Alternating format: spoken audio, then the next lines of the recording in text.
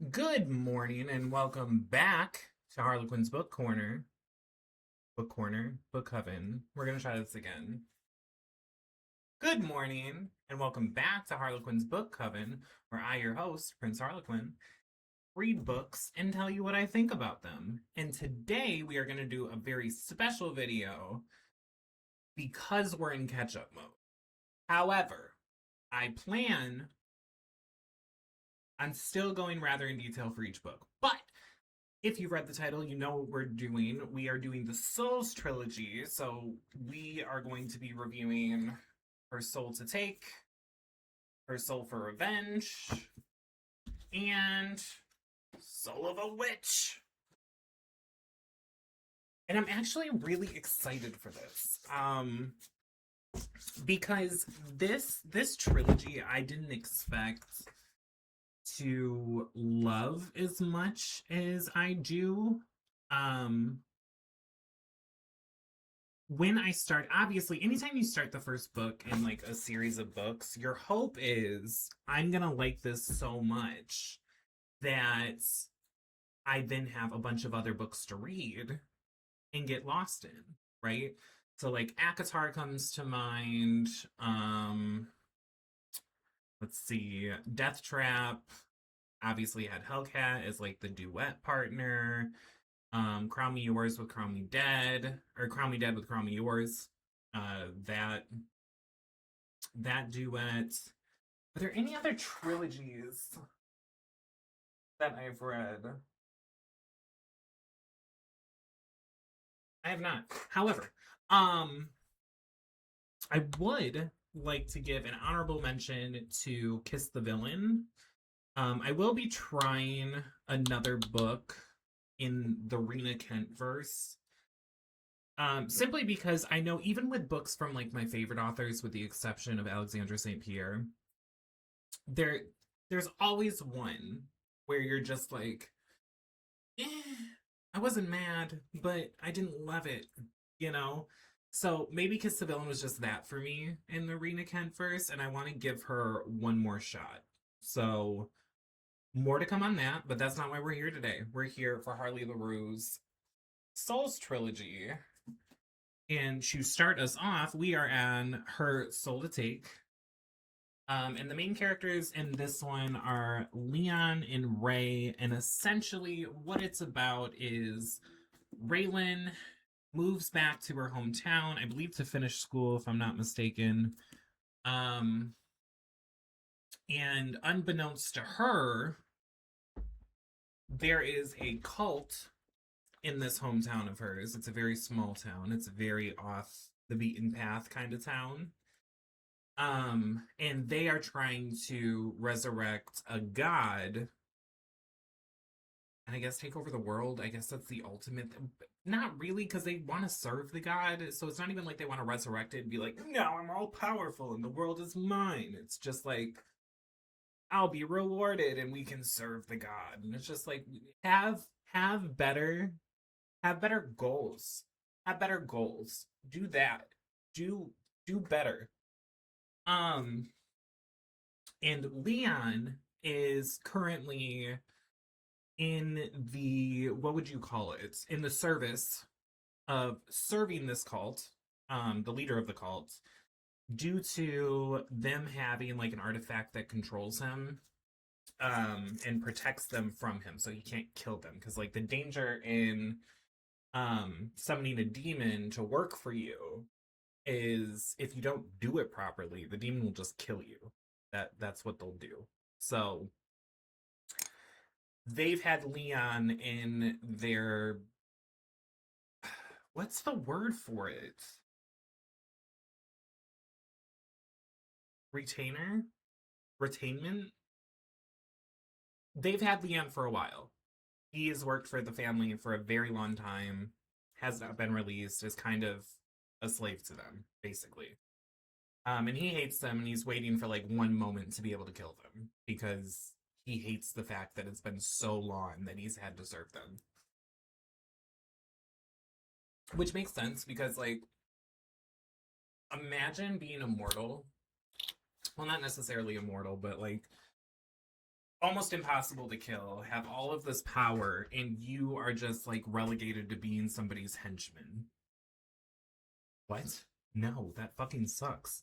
So, Raylan moves back, and because they are trying to resurrect this god, there was something that happened in the past that basically makes it so that, like, she is a key part of being a sacrifice for this. Um, the things I liked about this book were I'm trying to think of the spoiler-free things I liked. I really liked Leon. I liked learning about this world. It's a very interesting town. The god itself is terrifying.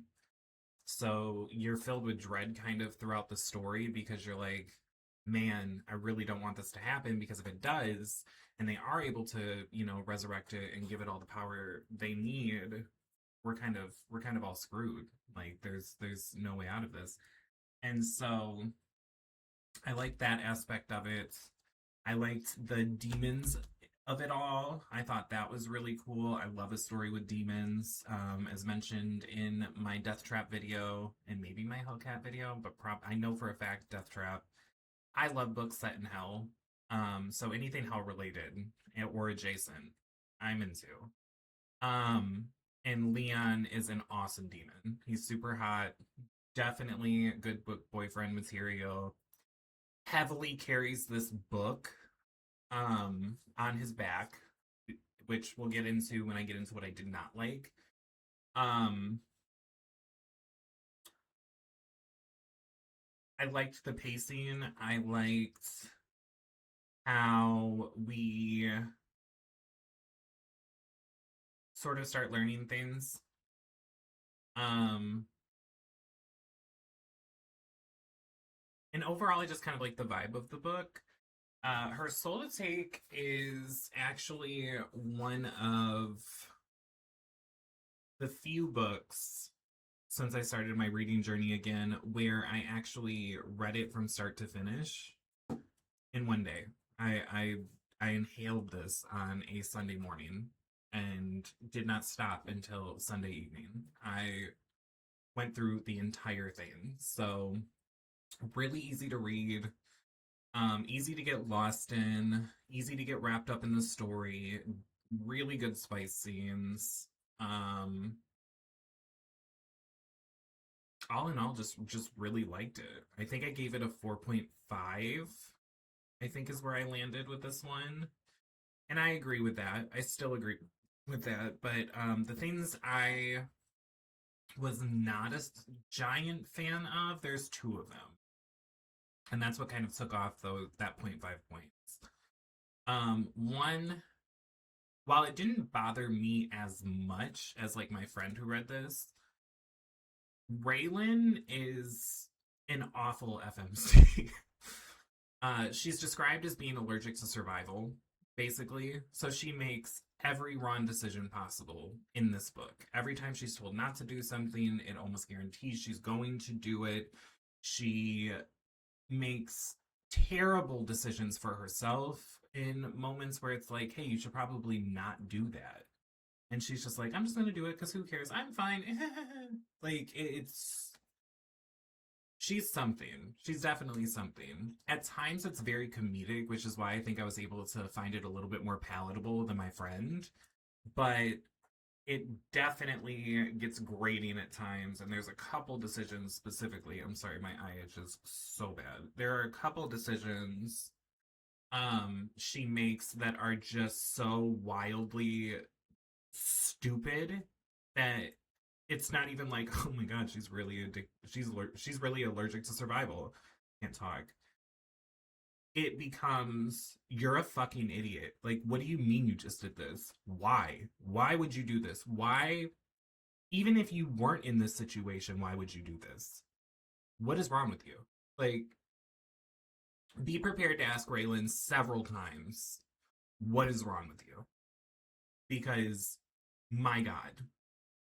Um, And then the other thing that I did not love about this book is I feel like the entire climax was it could have been more expanded on.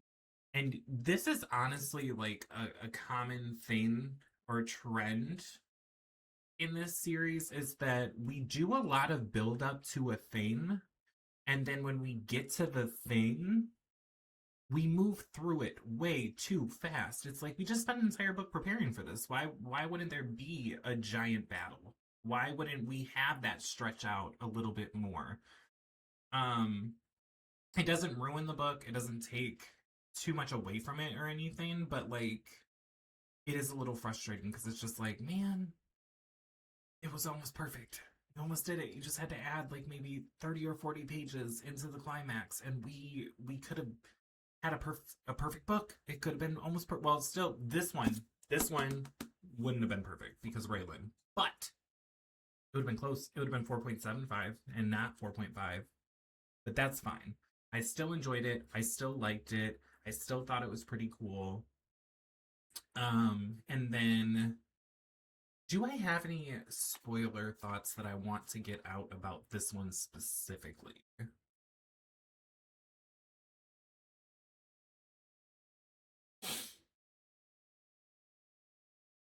Yes, I have one. It's not a major spoiler.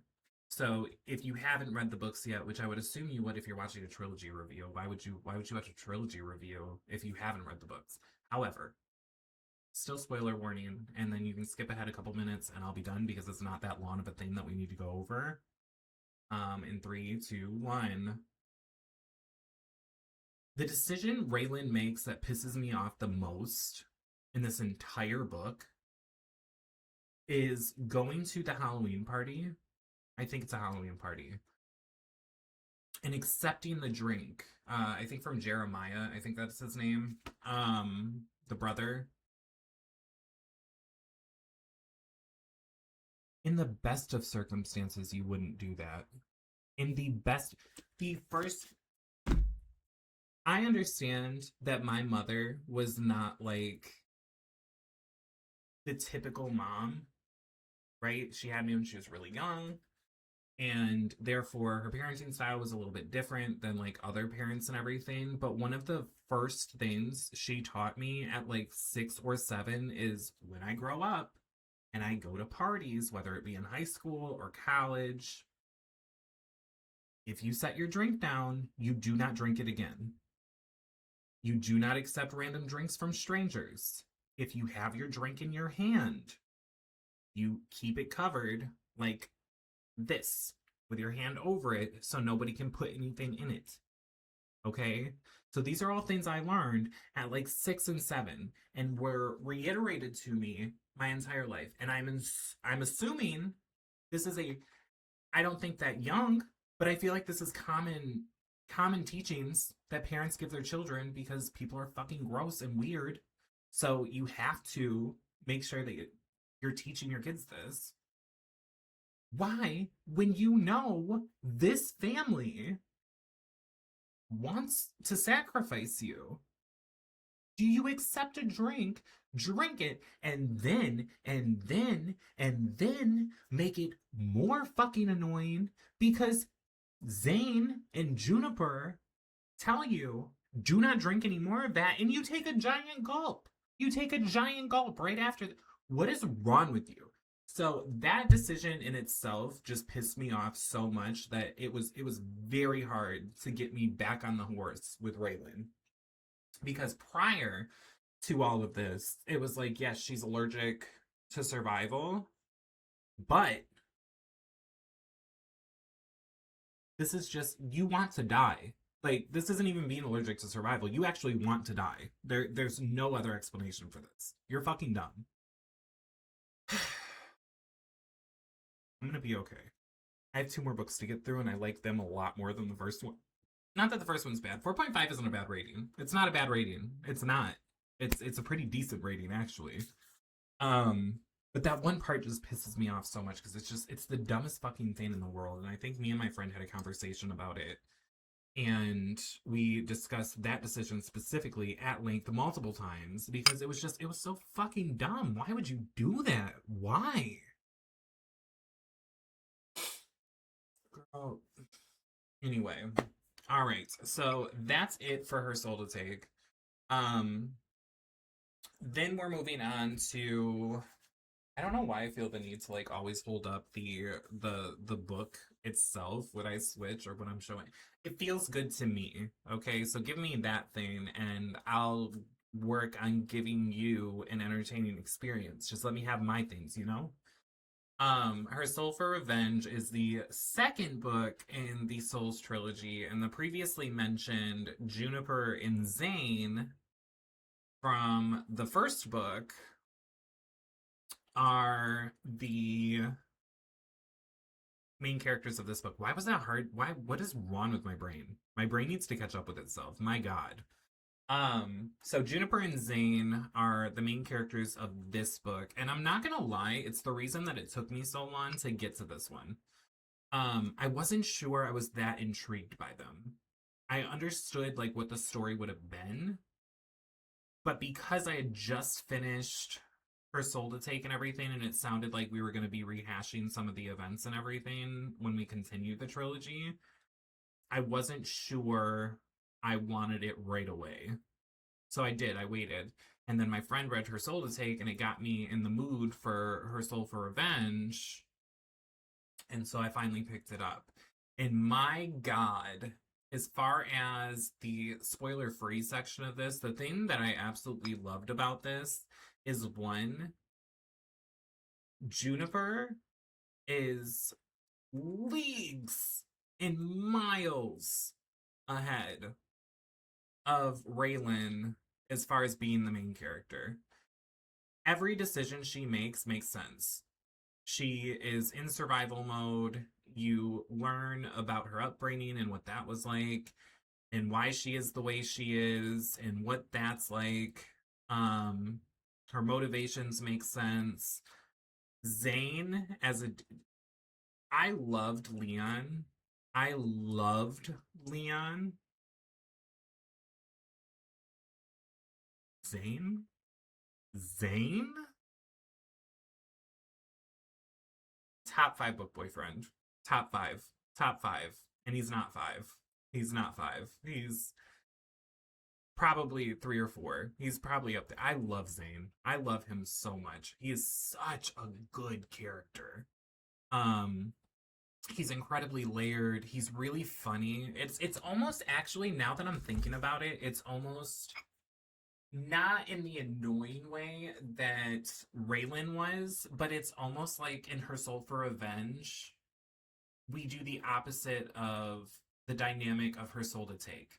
Where in Her Soul to Take, we have like an incompetent FMC and an amazing demon that makes up for it.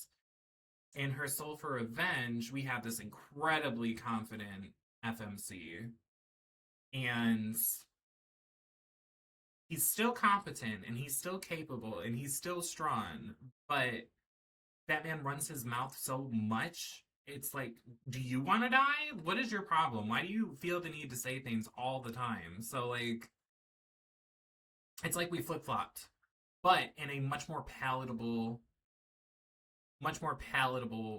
way. Zane is not as frustrating as Raylan was. So, absolutely love that. Love that down. Um, so I love the characters. The oh my God, the revenge plotline. Chef's kiss, chef's kiss. It's so good, so good. Um, I'm trying to think. What else do I? With it taking place roughly around the same time as the first book, so you're going through like the same events. It never felt repetitive, which I really, really liked because I thought that would be an issue. It still felt like its own story. It still felt like we were always learning new things. And even though we knew certain events happened, seeing it from her side of things was still incredibly interesting and intriguing and added to it and made the events of the first one feel good. It's almost like the first one was like a. I don't mean this in an insulting way because I love Her Soul to Take. I really love the book. It's a very well written book. But going to Her Soul for Revenge and then Soul of a Witch, it feels like Her Soul to Take was kind of like the framework for the rest of the trilogy, like this blueprint of here. I've lightly sketched out what this is going to be. These other these other two books are going to fill in the rest of it, and we'll have a full house by the end of it. Um, so I like that aspect of it. It was really cool. Um, Obviously, the other thing that I'm always going to be a fan of when authors do this, because I think it's incredibly important. The other thing that I absolutely adored about this was it knows it's the second book in the trilogy. It knows we already have everything from the first book set up. So we don't need a bunch of setup. We don't need a bunch of buildup. We can get to the spice faster. We can get to the plot faster because we have things to do. And we already sat through an entire book of setup. So give me the meat. That's what I want. Was there anything I didn't like about her soul for revenge?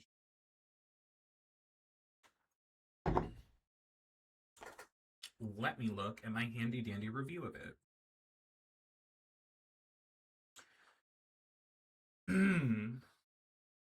um, oh, yeah. So I gave it 4.75 stars, and I stand by that 100%. The one point that I'll take off is what I mentioned in my review for the first book. This isn't a spoiler. I'm not going to go into like what it is. However, on a high level, it's just we do a lot of buildup with this book to really rush the ending. And once again, the final battle is just a little bit lackluster. And I wish that it wasn't, because this was a 5-star book if and only if the final battle had been worth it. And it wasn't awful. It definitely had its really cool moments, and it was a little bit more fleshed out than the first book, but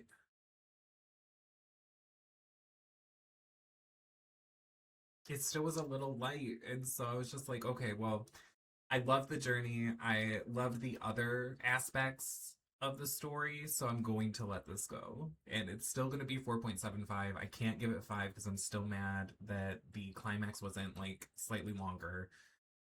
But overall, very good. Excellent.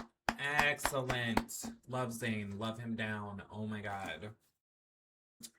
I don't have any spoiler thoughts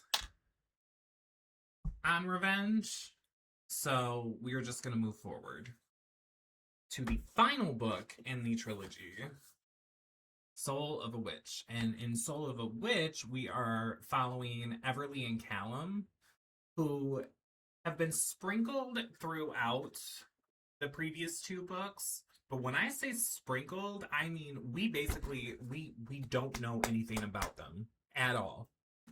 In a different way with like the first 2 books, where going into Her Soul for Revenge, we had a lot of backstory on Juniper and a little bit of backstory on Zane. So we kind of knew the characters we were getting involved in and what was going on. Everly, on the other hand, we had a very bare bones experience with. We just knew she was a witch. We knew she was powerful. We knew that she was like the child that the family did not want because she was born due to an affair. But other than that, she doesn't show up much in the other 2 books. So going into this one, I was like, okay, then this could do anything it wants. you have a couple like key moments that obviously she was in that we have to like touch on again. But for the most part, we don't see Everly, so she can be doing whatever she wants in this book. This is going to be like really cool. And the parts that we are going to retread, I'm not too mad about, because Harley does a great job making them new and unique every time you revisit them and you learn new information. So it's still really cool.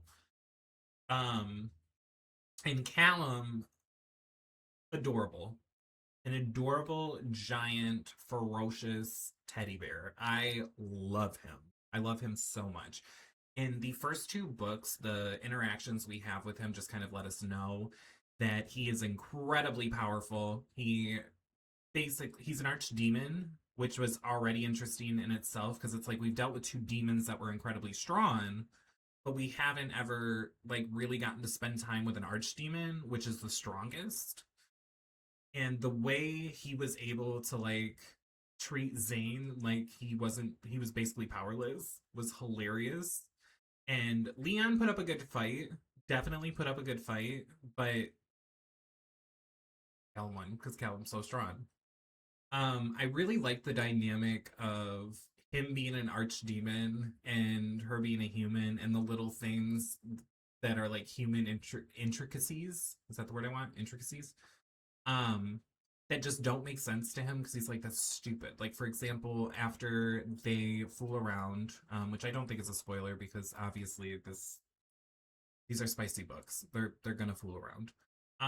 After they fool around the first time, he goes to like make her tea or whatever while she takes a bath, and when he comes back up and just brings her the tea and steps in the bathroom, she's like, "Yeah, I'm naked." And he's like, "I was just,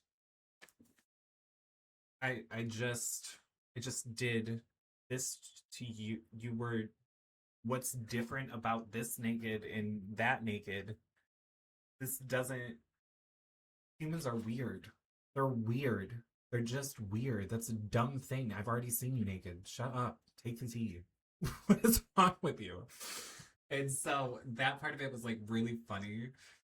And little things like that just make you fall in love with Callum. He's such a sweet, kind, damaged, tortured demon with PTSD, which I thought was really interesting because obviously Zane had his things he had dealt with, and Leon also I believe had things he had dealt with because he had been enslaved to that family for so long. But really having a second character that also has his own shit to work through on the demon side was incredibly intriguing in this trilogy because it was something we hadn't done yet. And so learning about that, learning about the hierarchy in hell and how it works was also really interesting. This I go back and forth between Revenge and Soul of a Witch being my favorite. I know I rated Her Soul for Revenge higher than Soul of a Witch because spoiler alert. I believe I rated Soul of a Witch 4.5. And I'm trying to remember why. Why did I? Going back to my review. Yeah, I gave it 4.5. And still well, maybe it's a 4.75. The more I think about it, the more I'm like, it could be more. It could be more. I don't know. I don't know. I really, really love this. I love the ghost grandma, and how she helped. I loved watching Everly come into her own and going from mousy to incredibly powerful. I loved watching Callum work through his stuff. My only critique in this book, that it's the only one I wrote down, was the climax again was like really fast. Like it's the common thread between the three books of where like we spend the entire book watching Everly grow as a witch and learn things, and she clearly doesn't have time to do so in order to destroy this god. But we're watching her go through this training arc and learning how to do things and learning how to block her mind and learning how to teleport places and use her magic intentionally instead of reactively, just to get to the final fight. And it just feels really quick, and she's not even like a giant part of the final fight, so it's just why did we do this? It frustrated me because it was a cool fight, but it was just like we could have done this better. Um, Also, side note, I really like that this one really delved into the magical side of things so far with like Soul to Take and Soul for Revenge. It was very focused on like demons and bargains and things like that. But the actual like magic of it all wasn't really the focal point. This was very witchy. This was incredibly witchy. It was very witchy. She also added fae elements, and the fae in this were nothing like what I'd read before, which I've read a few fae books, so it was interesting to see them differently than what they're typically portrayed as. I really, really, really liked that. I loved it actually. So there was a lot of things to love about Soul of the Witch. A lot of things to love about Soul for Revenge. I still think Soul for Revenge might be my favorite, but I really like Soul of a Witch. I don't. They might be tied. They might be tied. I might not be able to pick. It's weird. It's really weird because now that I've had time to kind of like digest it and really examine how I feel about it and talking about it, I'm like, no, Soul of a Witch was like really good. We really liked that. We really had fun. Where is my coffee? There's my coffee. Okay. So, I don't think that I have any spoiler review parts for Soul of a Witch either, because I think it does need to be experienced. Granted, if I say spoiler alert, I could just make everybody go away, but I'm not going to do that. I think it is their dynamic is really cute, and I love how it's all like wrapped together in the end. There's a certain plot point that's brought up in the beginning of the book that comes full circle at the end. I love how they did that. Um oh, also, actually no, there is spoilers. We're going to talk about this. So get out of here if you haven't finished it, or skip ahead about 2 minutes and I'll be done. Okay, 3, 2, 1. Are you gone? Is it just us? Cool.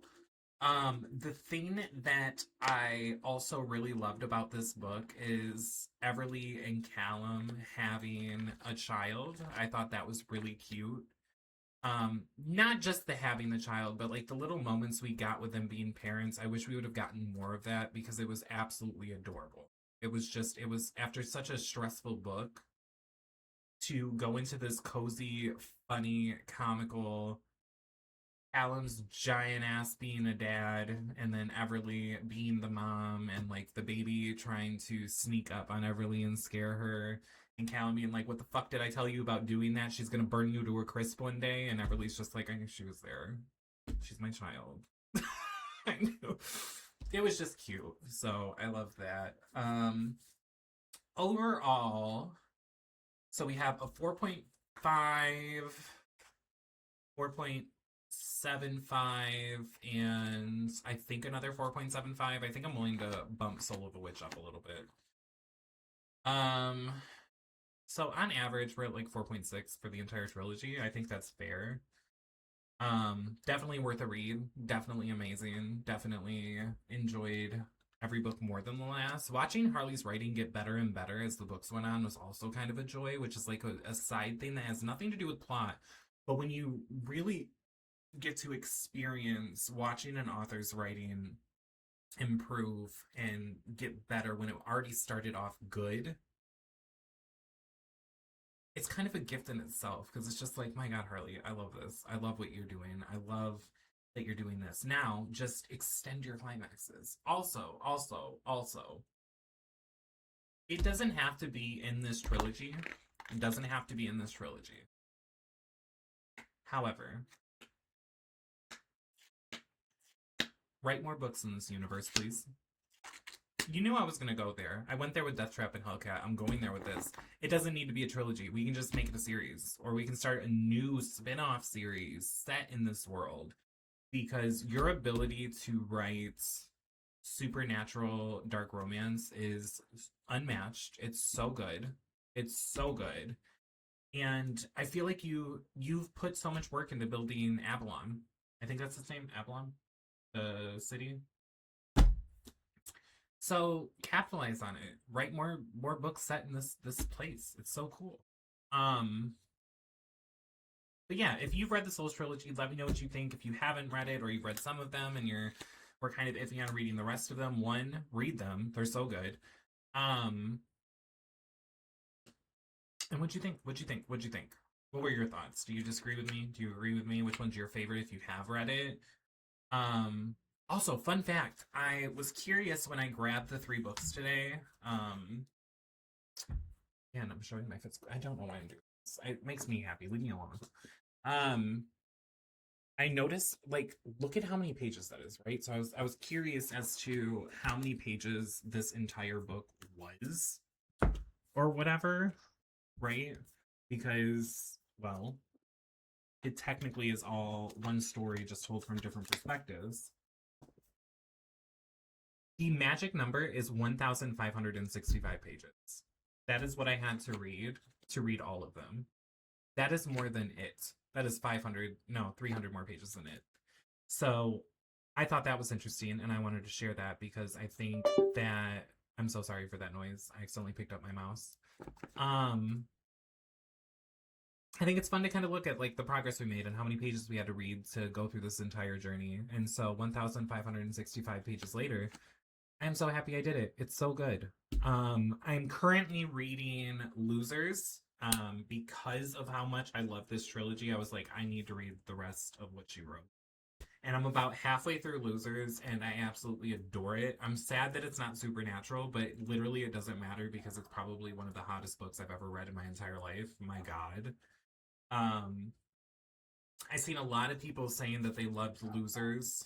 Um, and then when they read Her Soul to Take, they were a little put off because of the fact that Raylan was such a hard character to like that they weren't sure they wanted to continue the Souls trilogy. If that's you, go read it because it gets better. It gets better, and you don't deal with Raylan ever again. Juniper and Everly are wonderful. Go read them. But yeah, until next time, like and subscribe, do all the things, and I'll see you in the next one.